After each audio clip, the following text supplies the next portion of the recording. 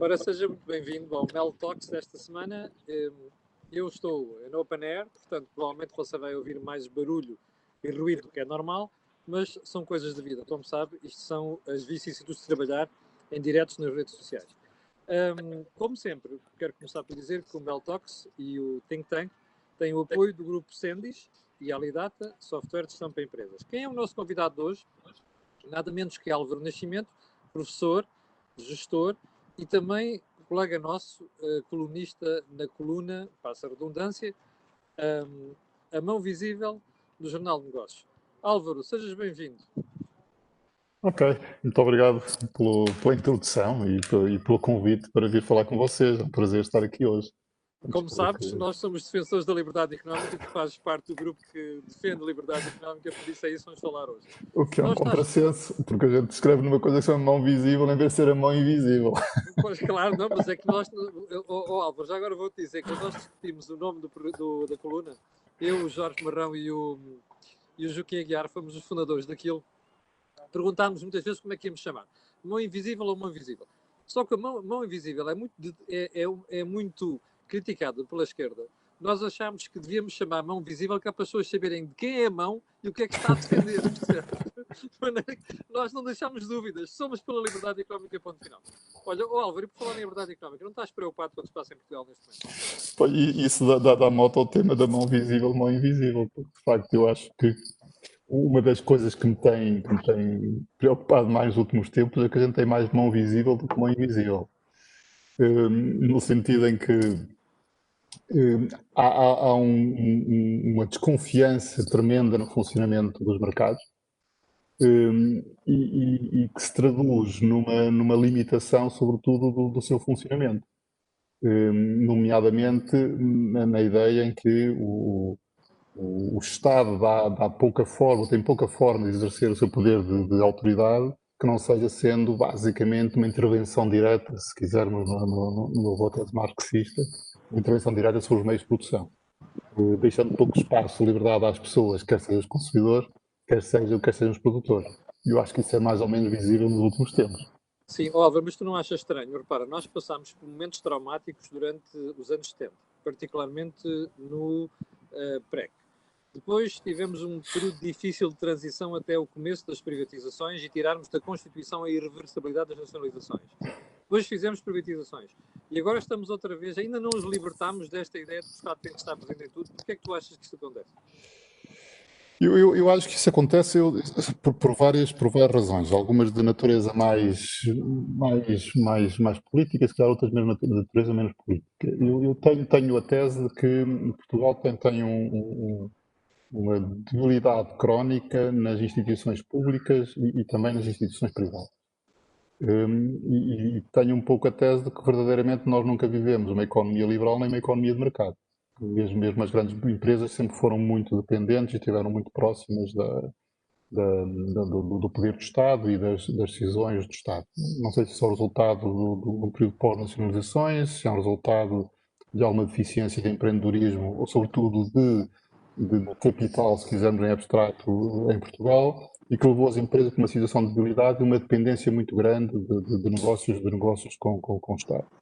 E, portanto, a sensação que eu tenho é que o espaço é ocupado por um Estado que vê a melhor maneira de intervenção na economia é intervindo diretamente sobre determinados setores e vai limitando gradualmente a atuação. Eu dizia aqui há pouco, falava com o Jorge, que a sensação que me fica é de um Estado que confia pouco nos cidadãos e nas empresas. Eu acho que eles são pouco capazes de gerir bem os recursos que lhes são entregues. Mas tu não achas que isso é o reflexo da nossa incapacidade como cidadãos de provar o contrário? Ou seja, o Estado é a nossa fotografia, no fim de contas. É um bocadinho a nossa incapacidade de ter um debate político sério. Eu escrevi numa das colunas aqui há coisa de semanas que o que eu sentia no debate do plano de recuperação e de resiliência que agora está em discussão, que verdadeiramente o que nos estava a faltar era o debate que é urgente neste momento, que é um debate político. que é perceber como é que a gente deve orientar estes recursos em princípio. Se é orientá-los mais para a esquerda, se é orientá-los mais para a direita, ou seja, se temos orientá-los mais para os mercados ou mais para uma intervenção direta do Estado na economia. Isto dá-me espaço para falar sobre outra coisa, que é a autoridade versus autoritarismo, que se calhar vale a pena depois a gente falar um bocadinho assim. Mas eu esperaria que esse debate acontecesse de forma forte, firmada na Assembleia da República, que era o sítio onde ele devia acontecer, onde deviam ser feitas grandes opções. Se eu quero uma postura mais assistencialista de Estado, ou se eu quero uma postura mais, se quisermos, empreendedora de privados. E o que é verdade é que nós assistimos a um debate em que, em vez de debater o plano, em vez de debater essas opções, debateu-se se aquilo era um plano estratégico ou se aquilo não era um plano estratégico. Eu acho que esse não era o tema do debate. Portanto, desviamos o foco da discussão. E a sensação que eu tenho é que em Portugal, sistematicamente, nós confundimos meios com fins. Portanto, e em vez de discutirmos os fins, andamos sempre a discutir os meios. Portanto, e que andamos a discutir se o plano era um plano estratégico ou não era. Eu acho que isso é irrelevante. O plano tanto estava para a esquerda como para a direita. O que era necessário naquele plano era fazer opções ou escolher prioridades. E elas não foram feitas. Portanto, não sei se não foram feitas porque, por um lado, o governo monopolizou as opções que queria fazer, dizendo que queria investir na segurança social, que queria investir na saúde, queria eventualmente investir na educação, portanto, um Estado mais uma vez interventivo, portanto, a oferecer os serviços às pessoas, de uma forma mais ou menos direta, porque há várias formas de intervir, o Estado propôs-se intervir diretamente, e deixou de lado um debate completamente importante, que é o debate das empresas, da produção, do emprego, que ficou órfão, que as únicas pessoas que depois vieram puxar por ele, se a gente acompanhar a comunicação social, foi sobretudo a classe empresarial, através das associações, mas muito pouco através dos partidos políticos. Ou seja, nós não tivemos este debate para mim também é um debate político. Portanto, Jorge Marrão, era bom juntar-se à discussão. Sim, olha, antes de mais quero agradecer ao Álvaro do Mel. O Álvaro também é um dos fundadores do Mel. Pois é verdade. Faltava essa na parte da introdução, que eu esqueci de pôr isso. O Álvaro é um dos fundadores do Mel, também é um homem defensor dos valores da Europa e da liberdade. E eu talvez pegasse na palavra começámos a conversa da mão visível e da mão invisível. Eu julgo que neste momento estamos numa sociedade asfixiada, em dois sentidos. Um é um sentido em que parece que não há alternativa, e o debate não se pode fazer uma alternativa à gestão da pandemia. A gestão da pandemia só pode ser feita desta forma, com equipas científicas que têm uma ideia de como é que isto deve ser gerido. Os governos vão usando os cientistas de acordo com o que lhes dá jeito e, portanto, é muito difícil o cidadão poder participar e ter voz ativa porque desconhece a profundidade do problema. E, por outro lado, o facto de a sociedade estar toda amedrontada porque está numa situação de crise e está muito dependente dos recursos do Estado e dos recursos da Europa.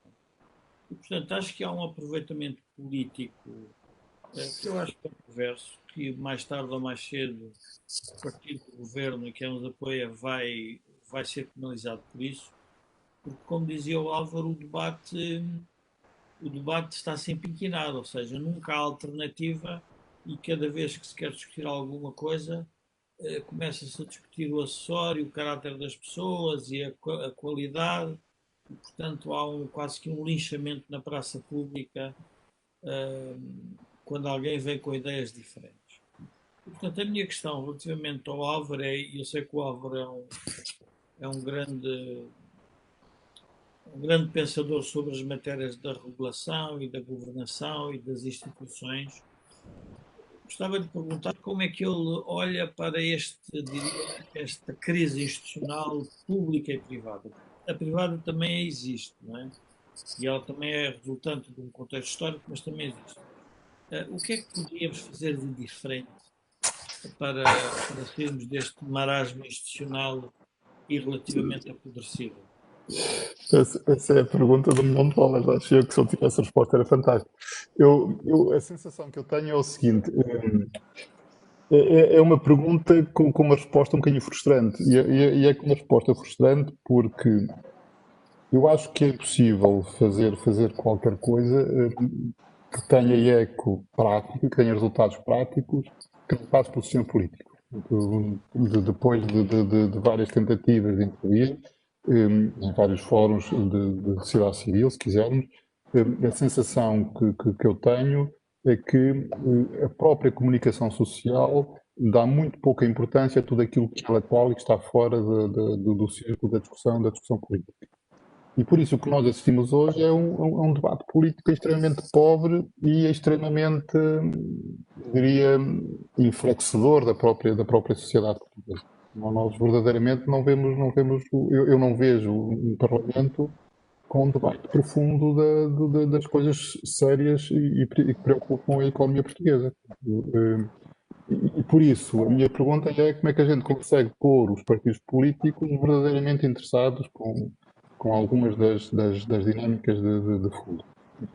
Que eu sinto que O Álvaro, se calhar, não existe estão algum órgão. interessados. Álvaro, se calhar, não estão interessados. Talvez, não sei. Mas se não estando interessados é aquilo que o Jorge diz. Portanto, eu, de repente tenho um senhor político que há uma apropriação de um poder, se quisermos em abstrato. Esse poder dá-lhe um direito de monopólio e dá-me o direito de dirigir o país conforme aquilo que eu acho que é mais adequado Certo, ou mas aquilo que eu não defendo achas- melhor. mas E depois não achas que faltam a os culpa disso órgãos é de nossa? escrutínio. É um problema nosso, porque depois faltam A todos os culpa é órgãos de nossa, porque nós escrutínio. já devíamos ter posto fora do poder esta gente. Não é? É Nós, como possível, eleitores. a sensação que eu tenho é que hum, é muito difícil fazer a substituição do sistema. Portanto, e o sistema está permanentemente numa esquizofrenia permanente. Certo? Não consegue sair deste marasmo. Tu não receias que isso nos conduza a um impasse, como aconteceu na Primeira República, por exemplo? Embora não tão grave.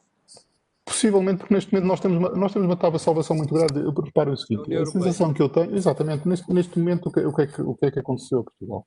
Os sinais de fragilidade da economia portuguesa não são resultado desta crise pandémica. Claro. Portanto, se a gente olhar para a economia portuguesa, a fragilidade institucional existe há muitos e largos anos. Existe a fragilidade no setor produtivo, coisa que eu falava há pouco. Nós não temos um setor produtivo pujante, dinâmico, tirando salvo algumas exceções. Temos empresas muito alavancadas, temos níveis de rendibilidade do capital baixas, E encostam temos muito ao pouca Estado. inovação, muito encostado ao Estado nas grandes empresas, tirando outra vez algumas exceções. E, portanto, nós temos um tecido produtivo que é frágil e que vive nestas franjas do Estado. Basta pensar aquilo que é a dimensão, entre aspas, do nosso orçamento de Estado para percebermos o quão diminuto é a atividade privada. Portanto, e por isso nós temos do lado das empresas uma coisa que é muito pouco relativa. E por isso depois também não temos do lado do Estado, ou não temos, se quisermos, um contrapoder a esse lado, ao lado do Estado, porque grande parte da população acaba por depender direto ou indiretamente desse Estado. Portanto, essa é uma das segundas dimensões que a coisa traz. O que faz com que quem se ancora no poder tem, de alguma forma, quase um conjunto de clientelas. É quem, se for respondendo de forma relativamente estável, ou pelo menos que lhe vá satisfazendo aquilo que são as suas preocupações, a única coisa que tem que gerir depois é o equilíbrio do país. E, verdadeiramente, o nosso equilíbrio do país é um equilíbrio neste momento estável. Por isso, o que nós temos neste caso em particular, e neste momento em particular, é a percepção que eu tenho, é que nós tivemos um período de crise. Temos uma comunidade europeia que está preocupada, como é natural, como todo o mundo. Está preocupada com manter uma unidade política neste bloco e, por isso, o apoio que nos vai aparecer a seguir é um apoio que vai salvar ou que vai permitir a manutenção do status quo. Porque, por um lado, vou ter um setor empresarial que está fragilizado e que vai, mais uma vez, precisar do apoio do Estado, basta ler as notícias dos empresários, e depois toda uma população que, como dizia o Jorge há pouco e bem, num clima de algum receio, de algum medo, acaba por permitir a quem está neste momento no poder a possibilidade de poder exercer o seu direito, entre aspas, de distribuição de benefícios. Portanto, nós estamos a viver uma situação na qual a ajuda internacional, este é que é o paradoxo, pode ser um prolongamento deste estado de agonia, certo? É curioso ou porque seja, as três primeiras situações de ajuda externa anteriores serviram para nos fazer reformas. Esta parece estar a servir para eternizar os disparates que nós fazemos. porque era exatamente aquilo que eu dizia também um dia destes, quer dizer, não está em causa o Estado ser o canalizador de recursos, certo? Um Estado forte, e era aquilo que eu há pouco dizia, um Estado forte com autoridade não é necessariamente um Estado autoritário, certo? Um Estado forte com autoridade recebe recursos agora da União Europeia, subsídios ou sob empréstimos, ou forma que queira, e resolve entregá-los a quem mais é capaz de os aplicar bem. Ok? Se eu tivesse uma economia muito pujante, essa economia, e tivesse um bom debate político, essa economia muito pujante iria disputar esses recursos. As empresas iriam disputar esses recursos. E diriam, eu sou capaz de aplicar bem, sou capaz de criar emprego, criar produtividade. Não o tendo, e reparem exatamente na forma como os dinheiros depois são pedidos, entre aspas, ao próprio Estado, não o tendo, o Estado aparece como um distribuidor de benesses em vez de aparecer como uma entidade responsável pela qual tem que aplicar bem recursos. E como aparece como distribuidor de benesses, às empresas também não interessa muito pressionar muito o Estado, porque o que lhes interessa mais até, entre aspas, a benesse, e por isso é que eu acho que há um problema de qualidade das instituições privadas. E ao Estado, a forma mais fácil de exercer esse poder é controlar exatamente a forma que esse dinheiro é aplicado. Portanto, aparece depois a Segurança Social, aparece depois o Sistema Nacional de Saúde. E, portanto, temos aqui uma situação que é um prolongar de despesa numa economia que não está ou não será aproveitado para modernizar essa própria economia. E é nesse sentido que eu acho que pode ser um prolongado agonia. Porquê? Porque a despesa da saúde e a despesa na educação não é necessariamente diretamente produtiva, quer dizer, tem uma política keynesiana, em boa verdade. Só que no passado, uma política keynesiana, uma política de investimento que arrastava emprego e arrastava setor de atividade, vamos pensar na construção civil em abstrato, nas obras públicas em abstrato, mas neste caso, esta política keynesiana é uma política de prestação de serviços, certo? Que se vai esgotar no momento em que eu vou prestar. Portanto, eu vou pagar a pessoas para prestar saúde, para tratar da saúde dos cidadãos portugueses, vou pagar a pessoas para tratar da terceira idade, vamos imaginar, ou dos desfavorecidos, em sentido genérico, se é um conjunto de serviços prestados. E a minha pergunta é, bom, e esses recursos que neste momento vão ser gastos, vão ser capazes de manter a economia portuguesa numa lógica produtiva que, uma vez esgotado esse canal, eu continuo a conseguir alimentar a atividade produtiva? E eu tenho dúvidas. Nessa é a minha maior questão sobre este prolongamento do estado de agonia. Portanto, nós podemos passar os próximos tempos, que é ultrapassar esta crise, pelo menos transitoriamente, com recursos que vêm, mas se eu não conseguir que depois a atividade produtiva se desenvolva, eu vou outra vez voltar à estaca zero daqui a algum tempo. Jorge, por este andar, Eu- nós acabamos na cauda da União Europeia em termos de rendimento per capita, Na cauda da zona euro. sim, Em termos de provavelmente na rendimento cauda per da capita. zona euro e vamos descer alguns lugares nos países da OCDE. Eu talvez quisesse aqui introduzir um elemento de longo prazo. Nós, se nos relembrarmos que acabamos de sair de uma bancarrota em 2015 e que tivemos aquilo que foi a ambição do governo da altura, que era uma saída limpa, mas que trazia ainda um pagamento que tínhamos que fazer à Troika, que na altura rondaria aos 79 mil milhões de euros, que é basicamente aquilo que provavelmente vamos obter agora da Europa. Ou seja, nós vamos terminar, e isto é para dizer até que ponto é que o espaço público está silenciado e está, eu diria, está amordaçado. Nós vamos terminar esta crise numa situação muito pior relativamente à anterior. Porque vamos ter uma dívida muito maior, uma dívida permanentemente crescente. Vamos ter um tecido empresarial completamente descapitalizado. Vamos ter a população mais envelhecida. Vamos ter um sistema de saúde muito mais, diria, Vulnerável. vulnerável. E vamos ter o sistema de pensões também muito mais, com mais stress financeiro. Portanto, o que vem, por isso é que o tal plano que o Álvaro falava, de que é indiferente se é um plano estratégico, ou se é uma ambição estratégica, ou se é uma visão, nós deveríamos discutir como é que aquelas ideias resolvem estes problemas centrais, que nós não o fomos capazes de fazer. E a única coisa que eu me apercebi que estavam a querer fazer era transmitir à população que o dinheiro vai chegar a Portugal porque nós vamos sabê-lo aplicar porque temos aqui o projeto A, B, C ou D.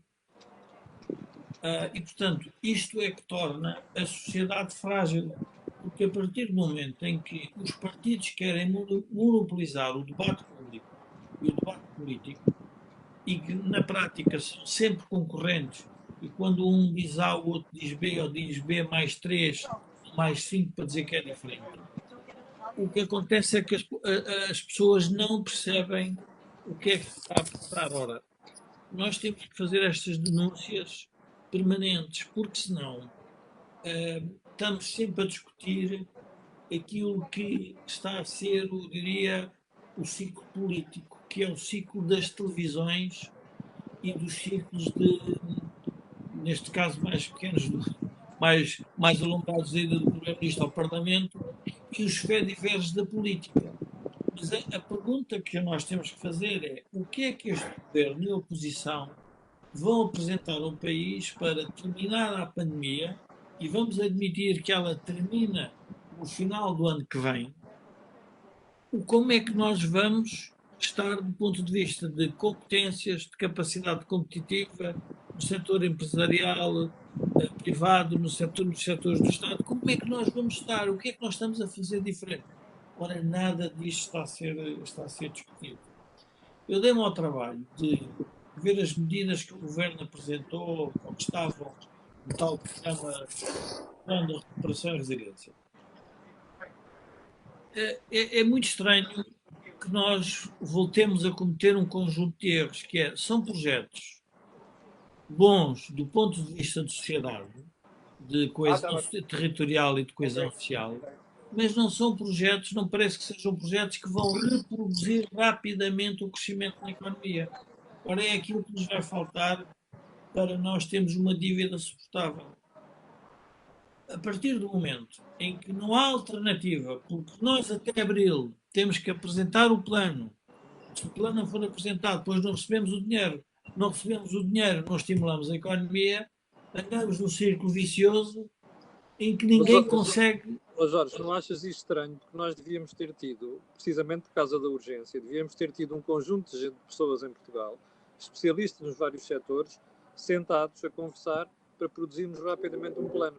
Não é uma pessoa que vem já com umas concepções ideológicas muito estranhas, que até diz que o Estado é que vai salvar tudo e diz que isto é consequência das políticas ultraliberais dos últimos anos, que eu não percebo muito bem o que é quer dizer ultraliberais. Tu não achas que nós devíamos ter tido, precisamente por isso, um grupo de pessoas a pensar na solução e não uma pessoa isolada? Camilo, há uma instituição do que o Álvaro faz parte, que é a universidade, que é sempre uma fonte de pensamento de qualquer sociedade. Mas essa também parece estar amordaçada, ou então mas a universidade, mas esse é um outro problema, ou seja, nós, os centros de poder, de escrutínio, de pensamento e de reflexão, estão todos eles... Jorge, vou-te dar um exemplo. Tu tiveste um ex-ministro das Finanças, que agora é governador do Banco de Portugal. Parece que ainda não despiu o fato de ministro para ser governador, a apresentar previsões para este ano e o próximo ano, antes de ontem. Até agora só surgiu uma instituição académica, que foi a Católica, a dizer que nós duvidamos daqueles valores, até porque são demasiado parecidos com aquilo que o Governo está a apresentar. Mas ninguém falou no assunto, nem ISEGs, nem coisa nenhuma. Tu não achas isto estranho? Isso é porque tem da sua função. Isso é informação privilegiada, conhece o modelo, tem previsões mais ajustadas que o mesmo modelo. Isto é natural. Eu só queria dizer uma coisa, relativamente ao plano Costa e Silva. Eu acho que há um tema que ele tem razão, certo? A gente só sai desta crise com mais Estado, certo? Mas voltando outra vez ao tema da autoridade versus autoritarismo. Mas a questão não é o mais Estado, Álvaro. A forma é a forma como o Estado Claro que sim, mas aí quero chegar. Esse é o problema. Portanto, nós não conseguimos sair de uma crise que é uma crise sistémica, como esta porque é uma crise de contágio, sem que haja uma mobilização coletiva de recursos e sejam depois aplicados, ou seja, escolhidos os canais para os melhores aplicar. E eu acho que aí estamos todos de acordo, certo? Portanto, eu não estou contra o apoio, não estou contra no sentido de, eu acho que é necessário o apoio comunitário, é necessário a mobilização comunitária para pôr os países a avançar. Porque eu tenho que restaurar a confiança no sistema e a única forma de eu restaurar a confiança no sistema é dizer às pessoas que estão descansadas que nós asseguramos o emprego e a continuidade. Agora, o que me preocupa são duas coisas. Uma que o Jorge mencionou. A primeira é como é que a gente vai, uma vez, vamos imaginar, ultrapassada a crise, como é que a gente vai resolver este problema todo? Porque nós entramos numa crise, e o Jorge já mencionou aqui, numa economia que está, e não estou a falar apenas de Portugal, estou a falar mundial, excessivamente endividado, ou seja, nós temos um mundo excessivamente endividado. Portanto, basicamente o que nós fizemos agora foi endividá-lo ainda mais. Portanto, como se quiséssemos manter o nível de vida nos próximos anos, admitindo que os recursos não se extinguem. Portanto, eu acho que mais cedo ou mais tarde a gente vai ter que pagar isto, sob forma de impostos mais caros, sob destruição de valor da dívida, não sei, qualquer coisa. Mas a segunda coisa que me preocupa, portanto, é não discutir qual é a melhor maneira deste mais Estado, que neste momento nós precisamos, poder ser mobilizado. E esse, para mim, é necessariamente um debate político. Que, por muito que eu faça na sociedade civil, que era aquilo que eu pouco dizia, por muito que eu faça na sociedade civil, ele não passa desta discussão de pessoas que são do contra ou são a favor. Não se que depois não tem implicações práticas, porque quem toma a decisão no final do dia não são essas pessoas. E não são capazes, simultaneamente, de influenciar a opinião política. É a sensação que eu tenho. Nos vários movimentos em que eu me fui metendo, inclusive em este túnel, a sensação que eu tenho é que há muito pouco espaço de ressonância e há muito pouco espaço de absorção das ideias que saem fora do mainstream político e das agendas políticas, sejam agendas políticas do governo, sejam agendas políticas da oposição. E, portanto, mas, Álvaro, tu és um distinto professor universitário. Explica-me porque é que a academia está ausente deste debate, que está depressa a todo medo. Porque todo o sistema, e voltamos outra vez à questão inicial que eu dizia, portanto, eu sou, de alguma maneira, um institucionalista. Todas as instituições são completamente desarticuladas, não são um bocadinho perversas. O sistema de incentivos que eu hoje tenho na academia, na universidade, não é um sistema de incentivos que me permeie por eu ser criativo, por exemplo. A própria maneira como eu tenho desenhado o financiamento universitário, a própria maneira como funciona todo o sistema de ensino, não favorece um desalinhamento com aquilo que o Estado decide, certo? Até porque o financiamento das universidades e das políticas de investigação está totalmente dependente nas mãos do Estado. Portanto, eu não tenho verdadeiramente um espaço de liberdade, certo? Nesse sentido. Álvaro, sabes que eu estou-te aqui a ouvir e estou-te a ver em vídeo e fico a pensar que a única diferença entre o que nós estamos a viver, que tu estás a dizer, e os livros do Essa de Queiroz é que tu estás a falar em vídeo. É a única diferença. Era em papel. Estás a ver? Tenho algo em comum, também passei por Inglaterra e por Londres, não foi como embaixador. O Essa está no papel, tu estás no vídeo, a conversa é mesmo.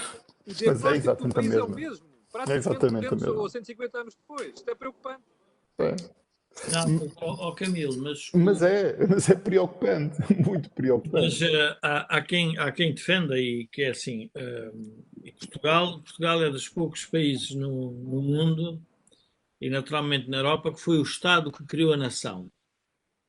E o Estado ter criado a nação tem implicações, ou seja, é o próprio Estado que define muitas regras do jogo. Não é uma nação não é um conjunto de pessoas numa comunidade que se organiza e que diz que precisa do Estado.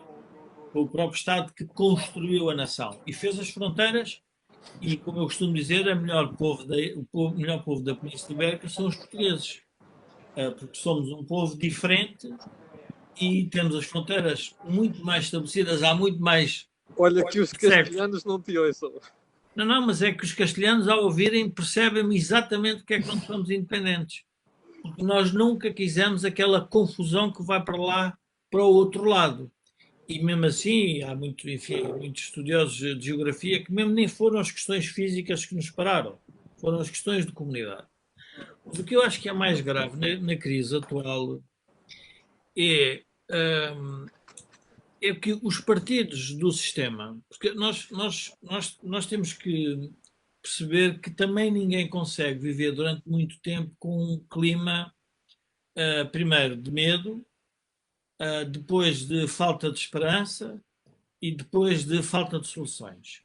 E então, naturalmente, vão nascer os partidos e os movimentos e um conjunto de atividades que vai pôr em causa todo o sistema, e neste caso é o próprio sistema democrático, que é as pessoas divorciarem-se da política e divorciarem-se do Parlamento.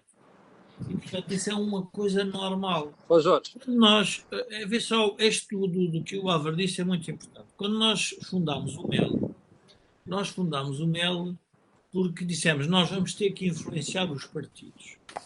Mas depois esquecemos de fazer outra pergunta.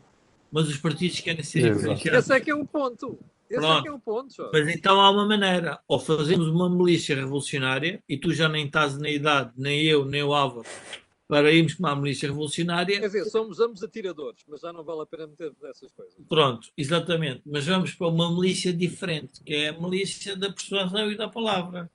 Que na prática é ir constantemente, que é aquilo que nós fazemos no Jornal de Negócios com a coluna Mão Visível, que é o que fazemos aqui no Mel Talks, que é continuar a não desistir do país, porque o problema é que o país como é que desiste dele próprio? Ó Jorge, eu sei que tu não queres desistir do país, mas eu às vezes fico cansado. Eu vou tão isso. Eu ontem estava a ver a história do Tribunal de Contas. Tu começas por ouvir um presidente que diz assim, não sei nada do assunto. Ao domingo. À segunda-feira diz, não sei nada do assunto. À terça-feira diz-te assim, eu escolhi, participei na escolha. E depois, na tomada de posse, diz assim, aquele que está ali, que é o líder da oposição, também disse que sim. Ó Jorge, desculpa, isto é de vómito, desculpa a minha expressão. É de vómito. Não, mas espera, não terminei. Eu sei que não estou na Cordinha de manhã, onde eu tenho liberalidade de linguagem, que não tenho estes dois programas, aqui no Think Tank. Mas deixa-me explicar-te isto. Tu não achas estranho que tu não tenhas neste momento, pega neste exemplo, tu tens um PSD e tens um PS. E tu não vês uma única divergência. Eu estava à espera, por exemplo, hoje em dia, que nós tivéssemos um programa diferenciado de um partido que nos separasse do outro. E que nós olhássemos para isso e disséssemos assim, está ali uma alternativa. E não está. Vou-te dar outro exemplo. Porquê é que não discutimos em Portugal a taxa flat tax de IRS nos 15%? Qual é a dificuldade com esses partidos lançar esta discussão para o ar? Isto é inadmissível. Eu pedi ao Álvaro, que ele é que é o nosso convidado, começasse ele. Eu acho que é assim, o país só se reforma politicamente, e quando falo politicamente são as instituições, quando está com a corda na garganta. Ou seja, quando lhe são impostas condições para se reformar. A gente viveu isso há pouco tempo, não vai viver agora. Não vai viver agora. É uma pena. E é isso que me preocupa. Não vai viver agora. Porque a urgência em colocar dinheiro na economia de tal forma grande que nos vai ser entregue e por isso é que está a acontecer isto, certo? Porque internamente a sociedade organizou-se para ir à distribuição dos benefícios, certo? Um amigo meu de longa data costuma dizer que o país gosta muito de ir a despacho. O que me leva para antes do 25 de Abril, certo? Por isso é que eu digo, nós nunca tivemos verdadeiramente uma sociedade liberal, nunca tivemos verdadeiramente uma sociedade de mercado, uma economia de mercado. Nós sempre vivemos na dependência do Estado, num modelo mais ou menos, se quisermos, socialista, ou coletivista, ou se quisermos, corporativista, até mais concreto. Nem o Dr. Salazar viu muito a isso.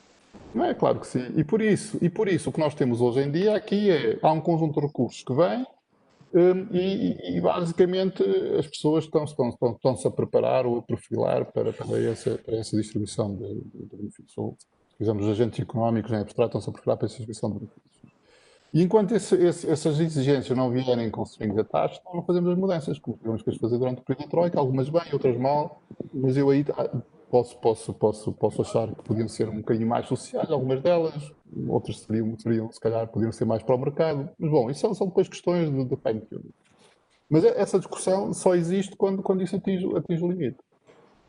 O que acontece simultaneamente é que, na exata medida em que eu vou tendo aquele funilamento que o Jorge estava a dizer, no centro, entre o PS e o PSD, a sensação que eu tenho, que eu estou a criar é uma franja de pessoas cada vez mais descontentes com o centro. E eu também acho que discuti sobre isso, inclusive. Chega, está a crescer. Exatamente. Os extremos crescem, certo? Porque a determinada altura, se eu não vejo ali o mínimo denominador comum, a tentação que eu tenho é de fugir mais para os extremos, que é onde as coisas estão. Portanto, e de repente, eu tenho franjas a crescer que podem, além do mais, extremar o debate em vez de fazer um debate mais equilibrado, certo? Portanto, eu hoje não estou a debater verdadeiramente, quando eu começo a debater extremos, eu debato extremos no absoluto, certo? Ou só mercados, ultraliberais, se quisermos, em abstrato, ou debato o outro extremo que é intervencionismo total, com total falta de transparência. Ou, se quisermos, autoritarismo, certo? Portanto, eu decidi, estou bem decidido. Estamos a falar depois quem é que eu escolho para as instituições de fiscalização, estamos a falar quem é que eu escolho para prestar informações é que eu presto, portanto tenho toda a propaganda que eu tenho exatamente do outro. E a sensação que eu tenho é que nós precisávamos discutir coisas muito mais ao centro neste momento. Vamos discutir quais são o sítio onde o Estado deve ir e o sítio onde o Estado não devia ir, certo? E que devia promover um certo, se quisermos, desenvolvimento equilibrado social dos mercados. É que basta aparecer uma pessoa que diga assim: vamos discutir onde o Estado não deve aparecer, e é imediatamente assassinado em público. Sim, claro. Do ponto de vista do debate e dos seus pares. Vou-te dar um exemplo. Bem, alguém aqui resolveu voar mesmo a pé do helicóptero aqui mesmo em cima do Hospital de Santa Maria. Eu peço desculpa às pessoas. Vou dar um exemplo. Sérgio Sousa Pinto, deputado do Partido Socialista. O único que teve a coragem até agora de divergir radicalmente da linha oficial. Foi assassinado na praça pública. Ora bem, é esta a sociedade que nós estamos a criar. Escreveu um artigo notável sobre isso. Não é? Mas Camilo, eu talvez discordasse um bocadinho da tua análise tão...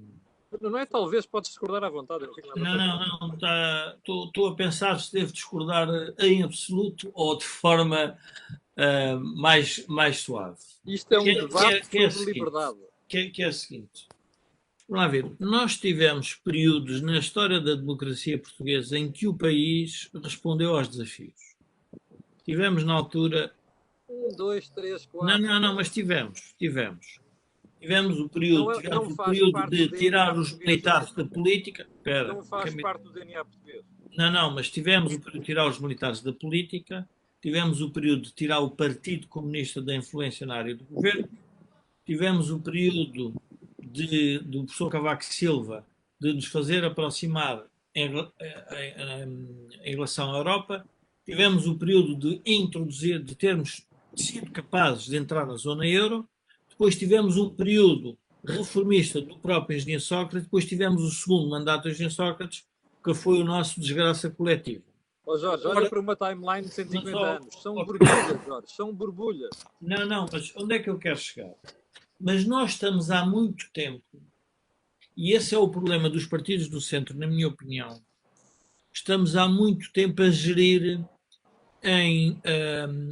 à beira do abismo, e numa zona de gelo muito fino. E então os partidos, para defender os seus eleitorados, e os eleitorados dos partidos estão muito ancorados, são muito fixos. Para defender os eleitorados, não querem mexer muito. Ninguém quer, na crise da pandemia, e a seguir temos a presidência da União Europeia, umas eleições presidenciais e depois umas autárquicas, criar uma crise política. Ora, essa falta de coragem para dizer que o rei vai nu vai cair sobre os partidos que não tiveram a coragem de dizer o que se está a passar. E, portanto, vamos lá ver, a política, com o tempo, as pessoas, o muro de Berlim demorou décadas a cair, mas teve que cair. Houve um momento em que as pessoas perceberam que aquilo não era solução de vida.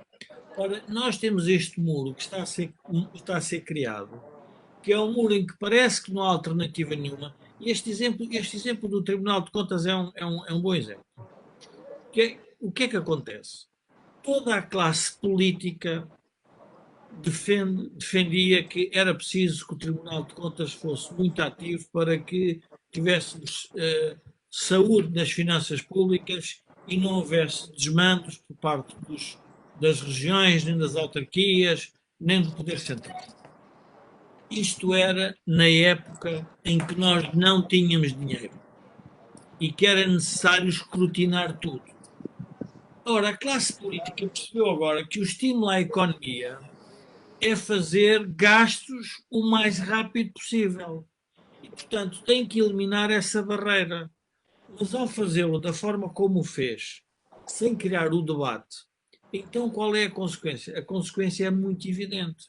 Dentro de 4 ou 5 anos, estaremos nós aqui a discutir o que é que foi feito de errado e porque é que o dinheiro não deu resultado e porque é que Não. as E quem é mãos que devia ir à erradas. justiça e não vai à justiça, e quem é que Pronto. vai à justiça e depois não é condenado.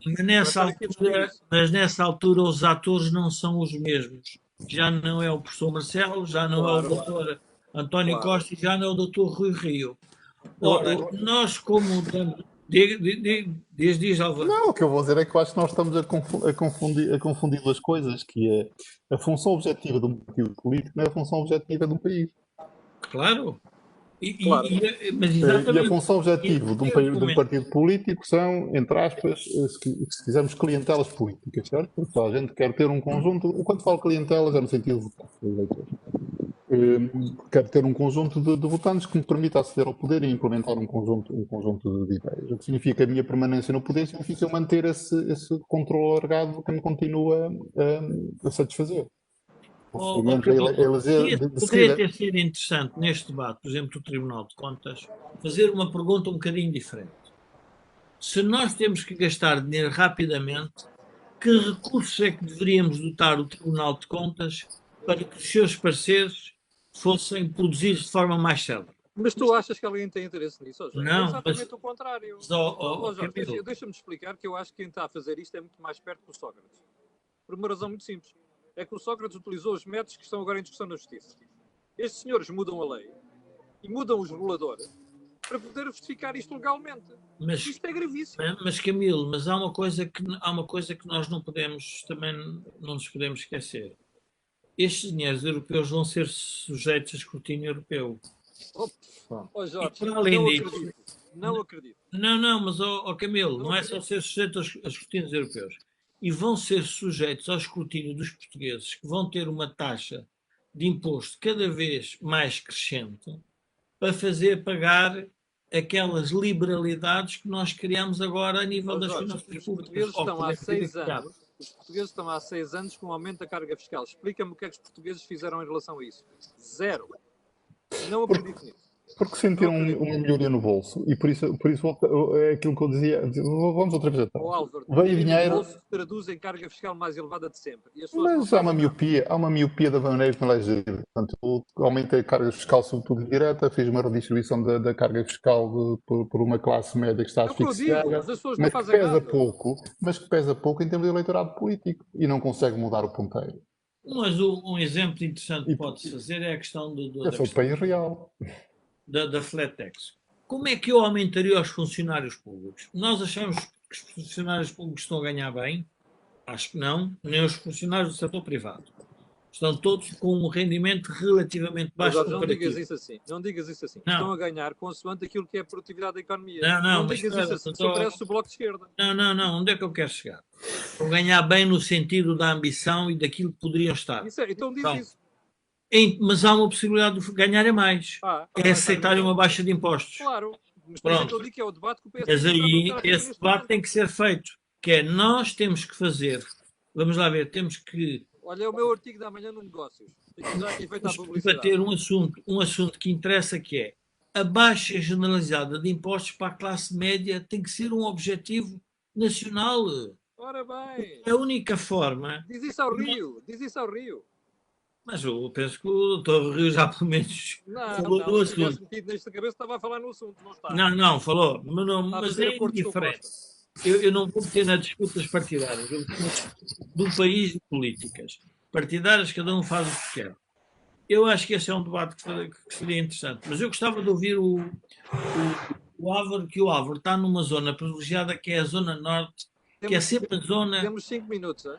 Que é a zona que sempre resolve os problemas do país. Porque o centro de Lisboa, e aqui peço perdão aos lisboetas, estamos muito encostados ao Terreiro do Paço e, portanto, temos esse privilégio de aproveitar, eu diria, as migalhas do poder. Mas não, e há outra coisa, Jorge. E há outra coisa. O Norte se foi sempre mais liberal do que o Isso é um mito urbano.